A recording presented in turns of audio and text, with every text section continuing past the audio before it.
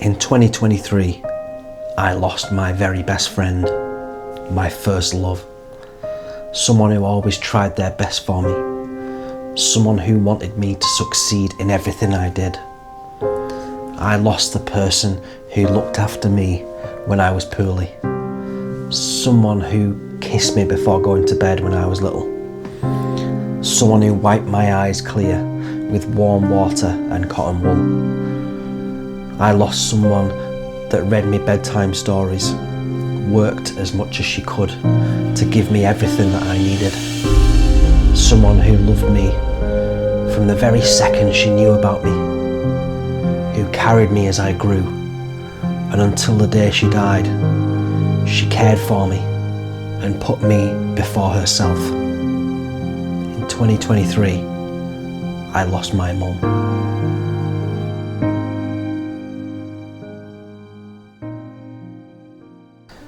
If you have been as lucky as me to have a wonderful mother in your life, then you are truly blessed. My mum was 61 when she died in May 23. She died from the cancer she had been fighting for nearly 10 years. Fortunately, the illness hadn't made her suffer. She had lots of treatment, of course, but she didn't fade away to nothing like so many other people do. Within a week of getting the worst news possible, she was gone. She left behind a husband, 2 children and 4 grandchildren, countless friends and work colleagues that miss her just as much now as they did 3 years ago. Loss is strange. That's the word I keep coming back to. Strange. Because no one really prepares you for what it actually feels like. You think you know what grief is. You've seen it in films. You've watched other people go through it. You imagine it's just sadness. But when it's yours, it's different.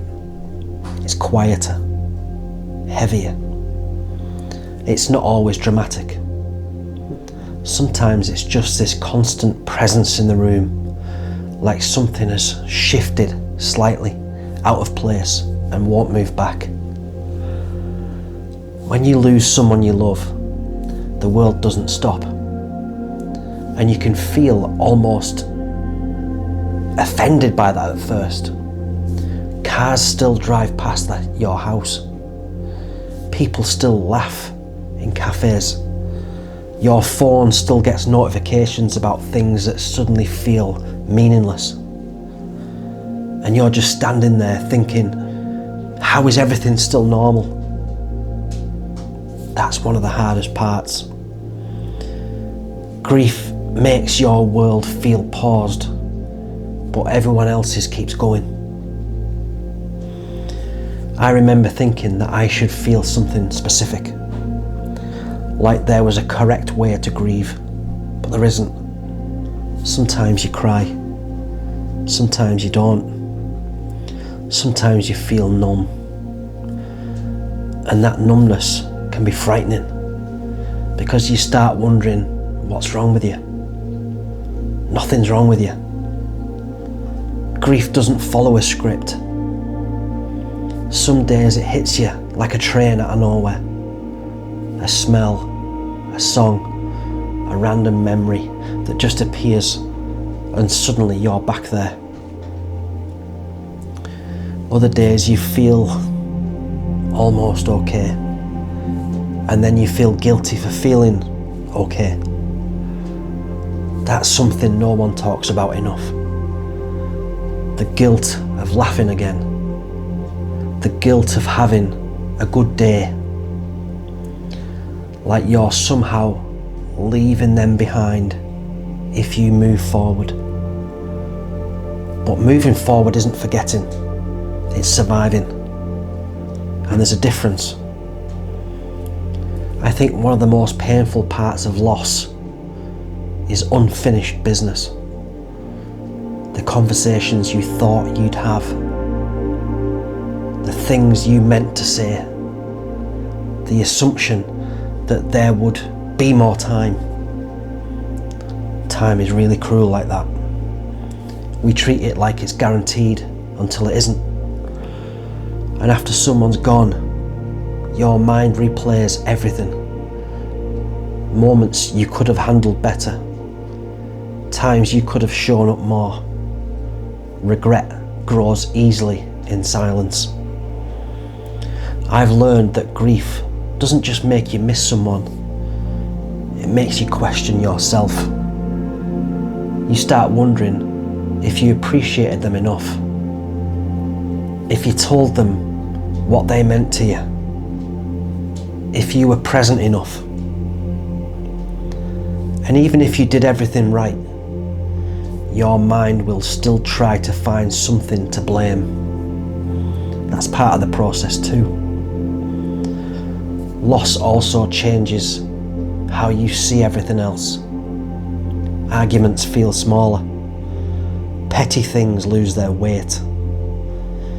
You realise how fragile life actually is. And that awareness can be heavy. But it can also be clarifying. Because when you understand how temporary everything is, you start valuing what's right in front of you just that little bit more. Grief has a way of deepening you. It's painful. I won't pretend it isn't. But it makes you more aware, more present, more conscious of time. There were moments when I didn't want advice. I didn't want someone telling me it would get easier. I didn't want explanations.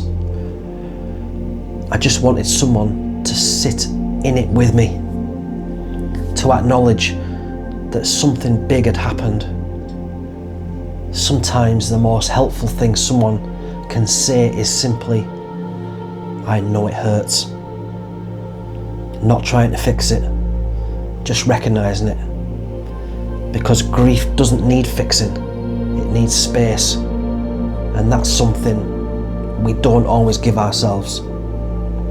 We distract, we stay busy, we scroll, we work longer hours, anything to avoid sitting still with the weight of it. But the thing about grief is, it waits.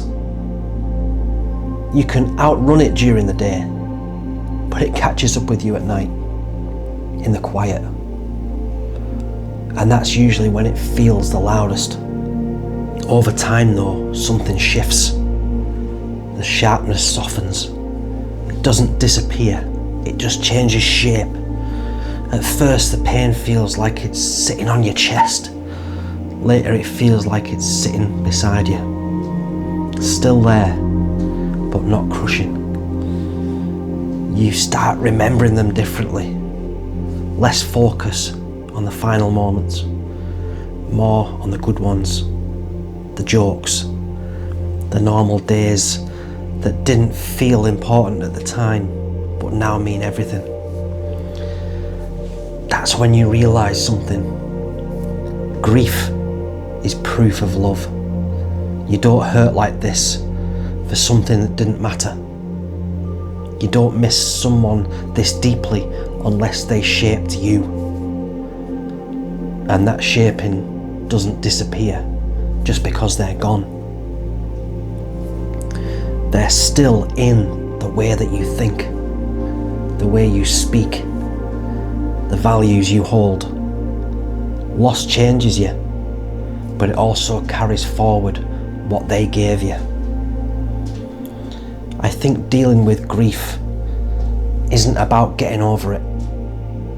It's about learning to carry it without letting it carry you. There will always be moments, birthdays, anniversaries, random reminders. But those moments don't destroy you the way they did at first. You breathe through them. You let the wave pass and you keep going. Not because you've forgotten, but because you've accepted. If you're going through loss right now, I won't tell you it's easy. It's not. But you're not weak for feeling it deeply. You're human. And you don't have to rush your way through it. There's no timeline.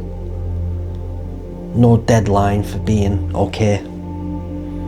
Just take it one day at a time. Some days will feel heavy. Some days will feel a little bit lighter. Both are normal. And slowly, almost without you noticing, you'll start functioning again, laughing again, planning again, and you'll realise something important. You didn't move on, you moved forward, and there's strength in that, quiet strength, the kind that doesn't shout, but endures. And sometimes that's the most powerful kind there is. If you have experienced a great loss in your life, I hope that in time it gets easier. If you feel like commenting on your story, then please do. I really feel humbled when people leave comments going deep into their personal life without knowing me at all. Thank you so much for listening. Mum, I miss you so much. I'll see you in the next one.